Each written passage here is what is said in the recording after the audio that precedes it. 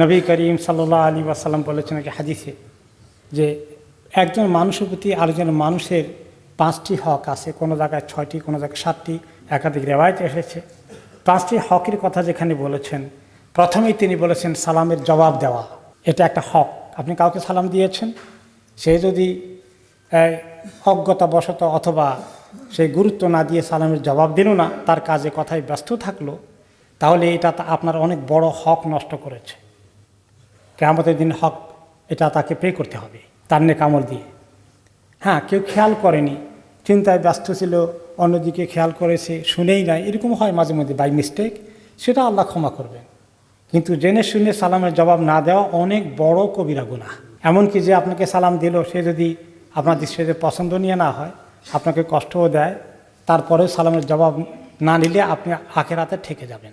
প্রথমেই সালামের কথা বলা হয়েছে, এরপরে বলা হয়েছে কেউ 5টি হকের মধ্যে অসুস্থ হয়ে গেলে তাকে দেখতে যাওয়া, তার মৃত্যু সংবাদ শুনলে জানাজায় শরীক হওয়া, দাফন কাফনে যাওয়া, আর সে দাওয়াত দিলে সুযোগ হলে, সম্ভব হলে, অসম্ভব না হলে তার দাওয়াতে হাজির হওয়া, এবং সে হাঁচি দিয়ে আলহামদুলিল্লাহ বললে তাকে ইয়ারহামুকাল্লাহ বলা। আল্লাহ তাআলা কোরআনে পাকে সালামের বিষয় থেকে একাধিক আয়াতে বলেছেন যে তোমরা যারা আল্লাহকে বিশ্বাস করো, তোমরা হে ঈমানদারগণ, তোমরা তোমাদের অন্য কারো বাড়িতে গেলে হঠাৎ করে ঢুকে পড়ে না, প্রথমে সালাম দাও, এরপরে পারমিশন আস্ক করো, গলায় আওয়াজ দাও যে তুমি আসছো, তাদেরকে প্রস্তুতি নিতে সুযোগ দাও এবং তাদেরকে সালাম দাও। হঠাৎ করে কারো ঘরে ঢুকে পড়ো না এভাবে। এমনকি নিজের বাড়িতে আসলেও তুমি যখন ঘরে ঢুকবে, তোমরা নিজেদের প্রতি সালাম দিও, নিজের পরিবারের প্রতি সালাম দিও। যে অন্য মানুষকে সালাম দিতে হবে তা না, আমার পরিবারের লোকেদেরকে আবার সালাম দেবো কেন, আমার ঘরেই তো আসি, নিজের ঘরে সালাম দিয়ে ঢুকো। এবং আল্লাহর কাছ থেকে আসা এই সালাম এমন একটি শুভেচ্ছা যেটা বরকতে পরিপূর্ণ হয়ে আছে, অনেক ভালো জিনিস, ভালো আমল। সালাম তো আল্লাহ তাআলা নিজের নাম থেকে আল্লাহ সালাম আমাদের ব্যবস্থা করে দিয়েছে।